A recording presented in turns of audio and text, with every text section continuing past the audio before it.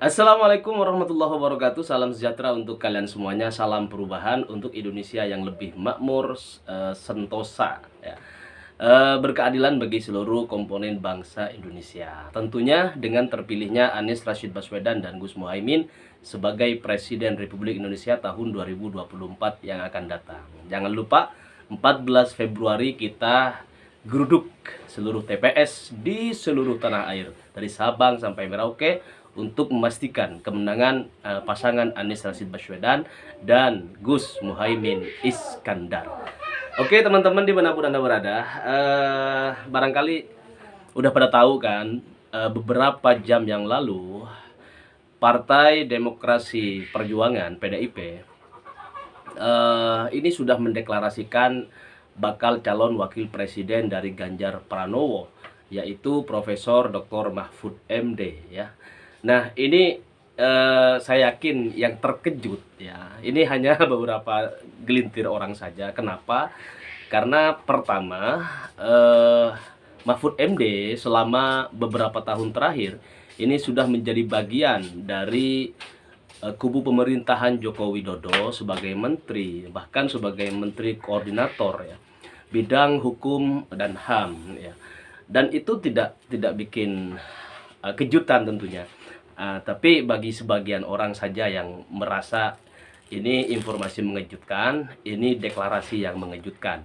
Tapi bagi banyak orang ini biasa-biasa saja, karena Mahfud MD adalah bagian dari yang kata rakyat itu kategori oligarki dan rezim Joko Widodo di bawah partai penguasa PDI Perjuangan. Dan juga teman-teman semuanya bahwa ada juga yang merasa kasihan terhadap kenapa Mahfud MD mau gitu kan dilamar, dipinang oleh PDIP sebagai calon wakil presiden dari Ganjar Pranowo gitu.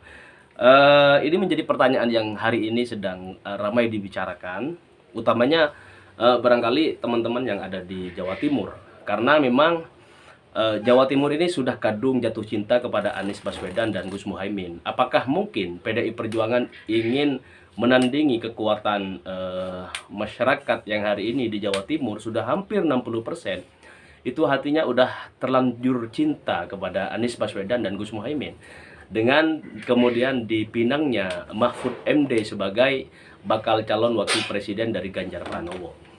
Oke, teman-teman, menarik sekali untuk kita sedikit mengingat masa lalu, bahwa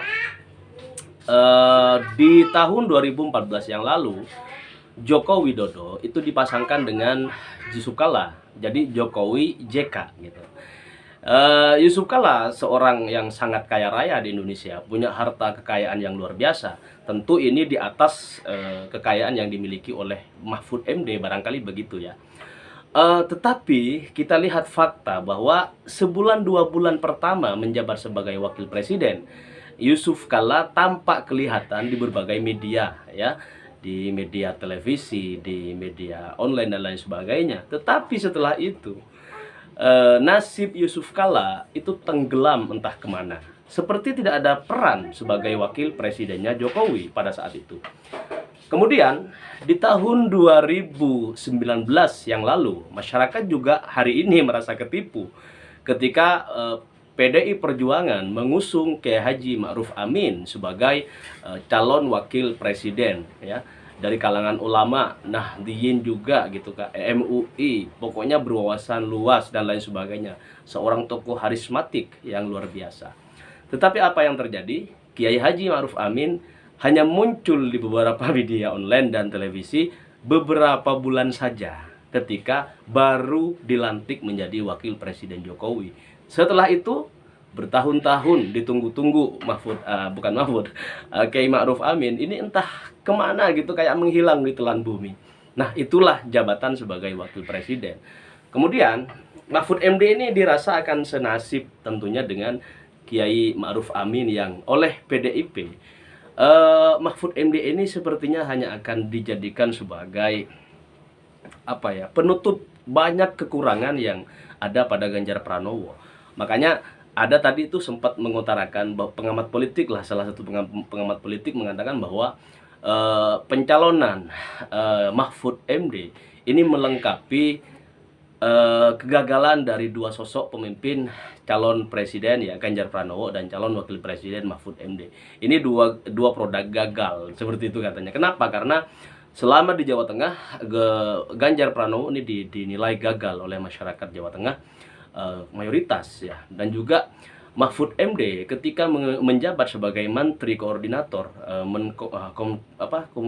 Hukum dan HAM, Menkumham ya, itu juga dinilai oleh masyarakat sebagai menteri yang gagal ya, membawa Indonesia menjadi negara yang hukumnya semakin adil, tidak tebang pilih, tidak tajam ke bawah saja, melainkan tajam kemana-mana, mestinya begitu ya. Artinya hukum yang adil itu tidak dicapai ketika Mahfud MD diamanati atau dikasih amanah menjadi menteri oleh Joko Widodo. Nah, pemirsa, pembicaraan ini tentu akan sangat panjang sekali hingga nanti pada 14 Februari tahun 2024, hari pencoblosan pemilu secara serentak, pemilu presiden, kemudian pileg juga gitu kan. Nah, mulai hari ini marilah kita benar-benar istikharah untuk menentukan siapa calon presiden yang ikhlas akan membawa bangsa ini menuju perubahan yang lebih maju tentunya.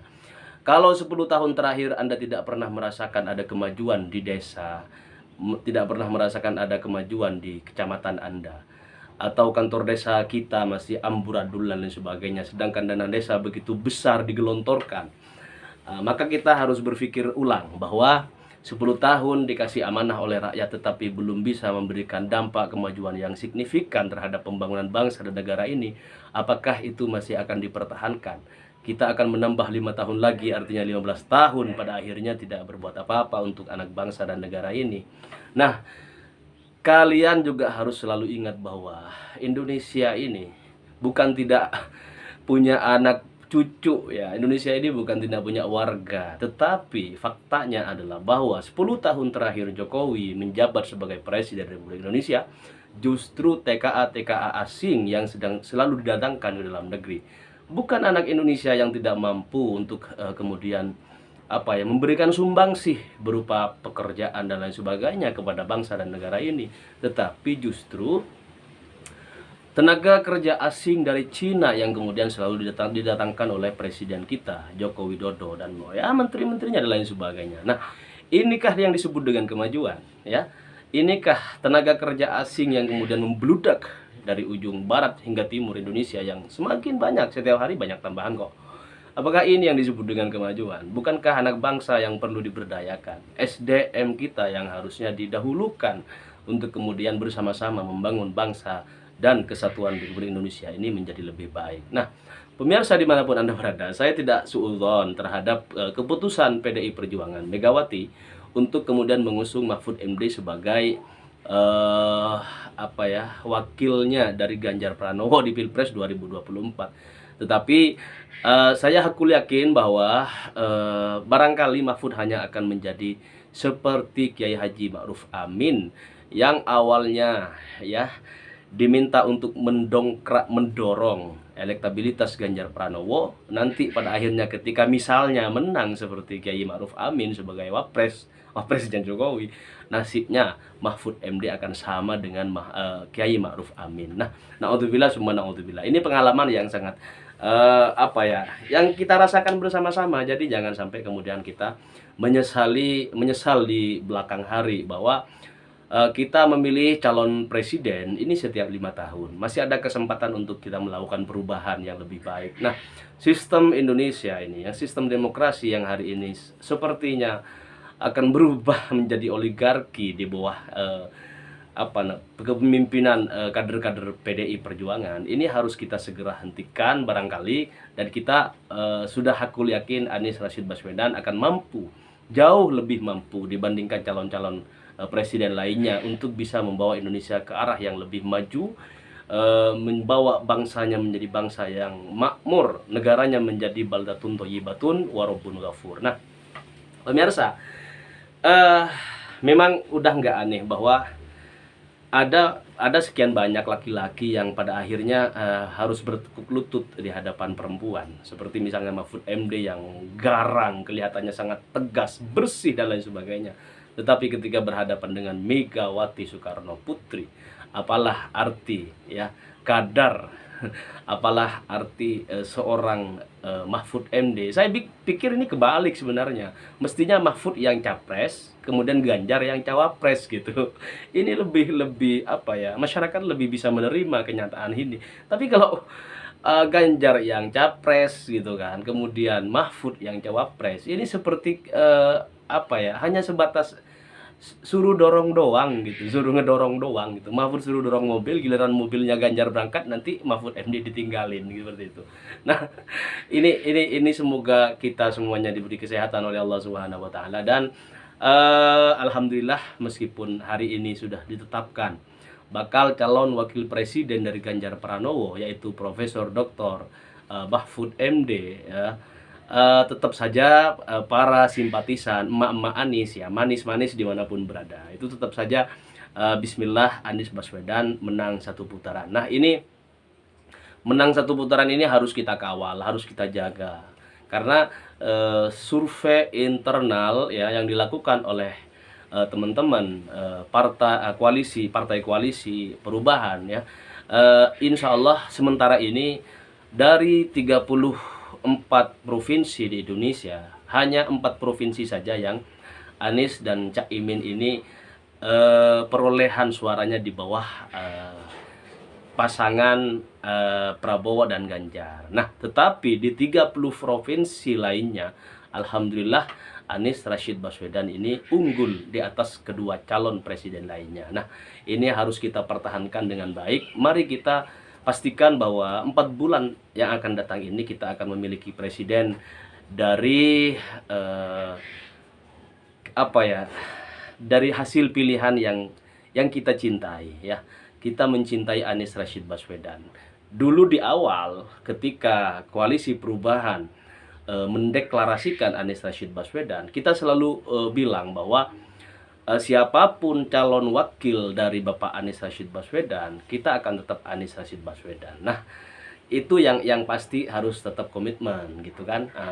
Toh hari ini alhamdulillah kita dikasih calon wakil presiden yang dekat dengan para ulama, yang mau dinasihati oleh para ulama, yang apa ya, yang pengalamannya sangat luar biasa, digembleng melalui PMII ya, menjadi ketua umum PMII, dan itu adalah pengalaman-pengalaman pernah jadi orang biasa, lahir dari keluarga besar para tokoh Nahdlatul Ulama, pendiri-pendiri Nahdlatul Ulama. Nah, ini anugerah yang sangat luar biasa buat kita semuanya. Mari kita pertahankan hingga nanti 14 Februari yang akan datang. Kita pastikan pasangan Amin, Anies Rashid Baswedan dan Gus Muhaimin menjadi pemenang satu putaran di Pilpres 2024 yang akan datang.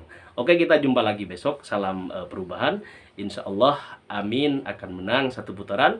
Kita doakan, kita terus baca sholawat, kita terus gemakan nasyid Ya Hilal Waton dan lain sebagainya. Terima kasih. Wassalamualaikum warahmatullahi wabarakatuh.